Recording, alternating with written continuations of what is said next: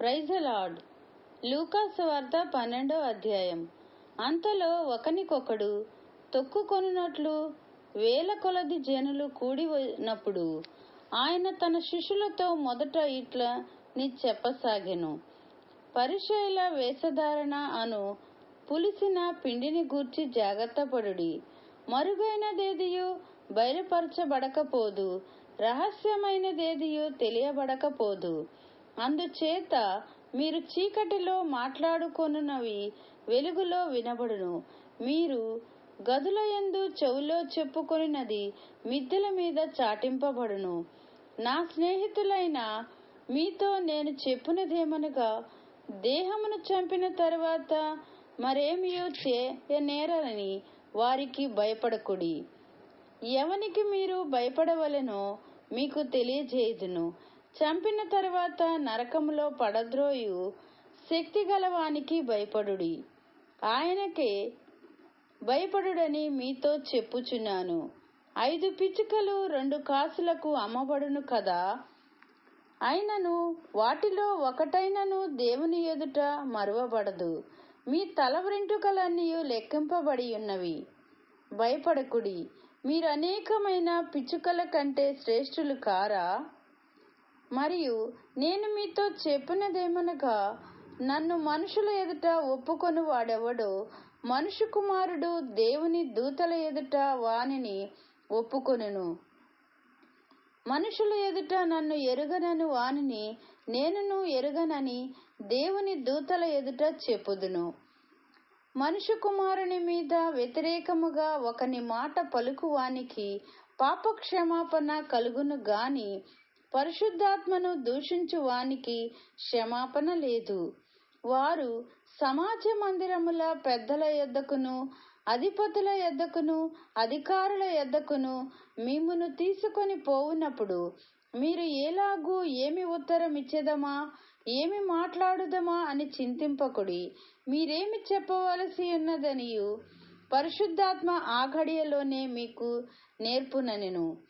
ఆ జన సమూహములో ఒకడు, బోధకుడా, పిత్రార్జితములో నాకు పాలు పంపి పెట్టవలనని నా సహోదరునితో చెప్పుమని ఆయననడుగగా, ఆయన ఓయి, మీ మీద తీర్పరినిగానైనను పంచిపెట్టువానిగానైనను నేనెన్నడూ నియమించనని అతనితో చెప్పెను. మరియు ఆయన వారితో, మీరు ఏ విధమైన లోభమునకు ఎడమియక జాగ్రత్త పడుడి. ఒకని కలిమి విస్తరించుట వాని జీవమునకు మూలము కాదనెను. మరియు ఆయన వారితో ఈ ఉపమానము చెప్పెను. ఒక ధనవంతుని భూమి సమృద్ధిగా పండెను. అప్పుడతడు, నా పంట సమకూర్చుకొనుటకు నాకు స్థలము చాలదు గనుక నేనేమి చేతునని తనలో తాను ఆలోచించుకొని, నేనిలాగు చేతును, నా కొట్లు విప్పి వాటికంటే గొప్ప వాటిని కట్టించి అందులో నా ధాన్యమంతటిని, నా ఆస్తిని సమకూర్చుకొని, నా ప్రాణముతో ప్రాణమా, అనేక సంవత్సరములకు విస్తారమైన ఆస్తి నీకు సమకూర్చబడి ఉన్నది. సుఖించుము, తినుము, త్రాగుము, సంతోషించుమని చెప్పుకొందుననుకొనెను. అయితే దేవుడు, వెర్రివాడా, ఈ రాత్రి నీ ప్రాణమునడుగుచున్నారు. నీవు సిద్ధపరిచినవి ఎవని వగదు అని అతనితో చెప్పెను. దేవుని ఎడల ధనవంతుడు కాక తన కొరకే సమకూర్చుకొనివాడు అలాగుననే ఉండునని చెప్పెను. అంతటా ఆయన తన శిష్యులతో ఇట్లనెను, ఈ హేతువు చేత మీరు ఏమి తిందుము అని, మీ ప్రాణమును గూర్చి అయినను, ఏమి ధరించుకొందుము అని మీ దేహమును గూర్చి అయినను చింతింపకుడి. ఆహారము కంటే ప్రాణమును, వస్త్రము కంటే దేహమును గొప్పవి కావా? కాకుల సంగతి విచారించి చూడుడి. అవి విత్తవు, కోయవు, వాటికి గరిసె లేదు, కొట్టు లేదు, అయినను దేవుడు వాటిని పోషించుచున్నాడు. మీరు పక్షుల కంటే ఎంతో శ్రేష్ఠులు. మరియు మీలో ఎవడు చింతించుట వలన తన ఎత్తును మూరెడెక్కువ చేసుకొనగలడు?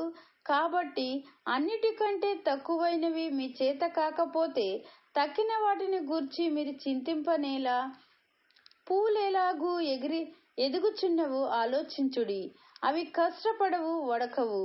అయినను తన సమస్త వైభవముతో కూడిన సొలొమోను సహితము వీటిలో ఒక దాని వలనైనను అలంకరింపబడలేదని మీతో చెప్పుచున్నాను. నేడు పొలములో ఉండి రేపు పొయ్యిలో వేయబడు అడవి గడ్డి నీ దేవుడు ఇలాగూ అలంకరించిన ఎడల, అల్ప విశ్వాసులారా, మీకు మరీ ఎంతో నిశ్చయముగా వస్త్రములనిచ్చును.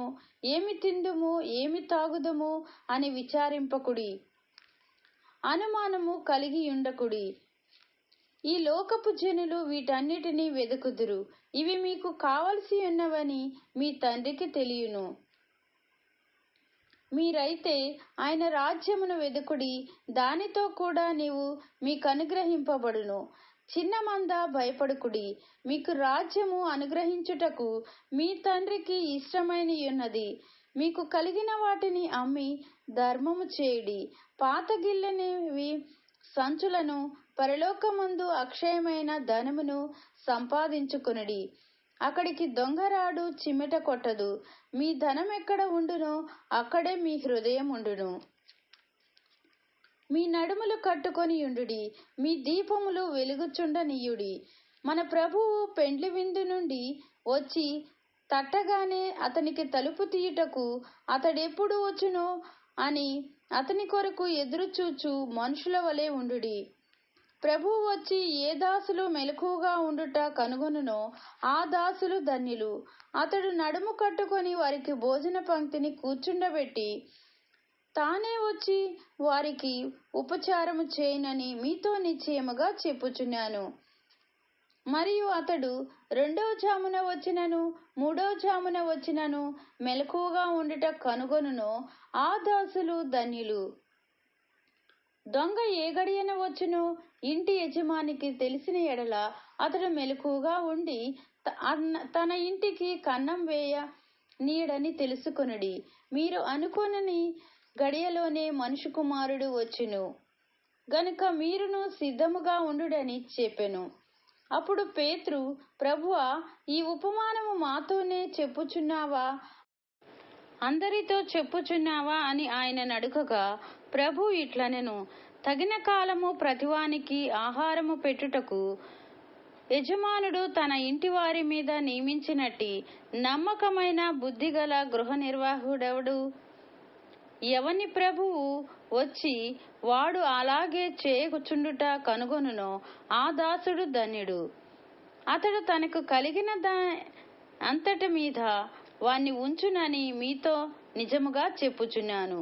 అయితే ఆ దాసుడు నా యజమానుడు వచ్చుట కాలస్యం చేయుచున్నాడని తన మనసులో అనుకొని దాసులను దాసీలను కొట్టి తిని త్రాగి మత్తుగా ఉండి సాగితే, వాడు కనిపెట్టని దినములలో ఎరుగని గడియలో ఆ దాసుని యజమానుడు వచ్చి వాని నరికించి అపనమ్మకస్తులతో వానికి పాలు నియమించును.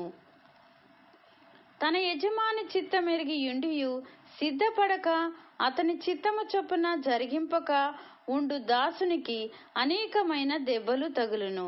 అయితే తెలియక దెబ్బలకు తగిన పనులు చేయువానికి కొద్ది దెబ్బలే తగులును. ఎవనికి ఎక్కువగా ఇయ్యబడినో వాని యొద్ద ఎక్కువగా తీయజూతురు. మనుషులు ఎవనికి ఎక్కువగా అప్పగింతురో వాని యొద్ద ఎక్కువగా అడుగుదురు. నేను భూమి మీద అగ్ని వేయ వచ్చితిని, అది ఇదివరకే రగులుకొని మండవలెనని ఎంతో కోరుచున్నాను. అయితే నేను పొందవలసిన బాప్తిసమన్నది అది నెరవేరు వరకు నేనెంతో ఇబ్బంది పడుచున్నాను. నేను భూమి మీద సమాధానము కలుగజేయ వచ్చితినని మీరు తలంచుచున్నారా? కాదు, భేదమునే కలుగజేయ వచ్చితినని మీతో చెప్పుచున్నాను. ఇప్పటి నుండి ఒక ఇంటిలో 5 వేరుపడి ఇద్దరికి విరోధముగా ముగ్గురును, ముగ్గురికి విరోధముగా ఇద్దరును ఉందురు. తండ్రి కుమారునికిని, కుమారుడు తండ్రికిని, తల్లి కుమార్తెకు, కుమార్తె తల్లికిని, అత్త కోడలికిని, కోడలు అత్తకును విరోధులుగా ఉందురని చెప్పెను. మరియు ఆయన జనసమూహములతో ఇట్లనెను, మీరు పడమట నుండి మబ్బు పైకి వచ్చుట చూచినప్పుడు వాన వచ్చుచున్నదని వెంటనే చెప్పుదురు, అలాగే జరుగును. దక్షిణపు గాలి విసురుట చూచినప్పుడు వడగాలి కొట్టునని చెప్పుదురు, అలాగే జరుగును. వేషధారులారా, మీరు భూమి ఆకాశముల వైఖరి గుర్తింప నెరుగుదురు. ఈ కాలమును మీరు గుర్తింప నెరుగనేలా? ఏది న్యాయమో మీ అంతటా మీరు విమర్శింపనేలా? వాదించు వానితో కూడా అధికారి యొద్దకు నీవు వెళ్ళుచుండగా అతని చేతి నుండి తప్పించుకొనుటకు త్రోవలోనే ప్రయత్నం చేయుము. లేదా అతడొకవేళ నిన్ను న్యాయాధిపతి యొద్దకు ఈడ్చుకొని పోవును. న్యాయాధిపతి నిన్ను బంట్రోతునకు అప్పగించును. బంట్రోతు నిన్ను చెరసాలలో వేయును. నీవు కడపటి కాసు చెల్లించు వరకు వెలుపలికి రానే రావని నీతో చెప్పుచున్నానెను. దేవుడు తన వాక్యమును దీవించునుగాక. ఆమేన్.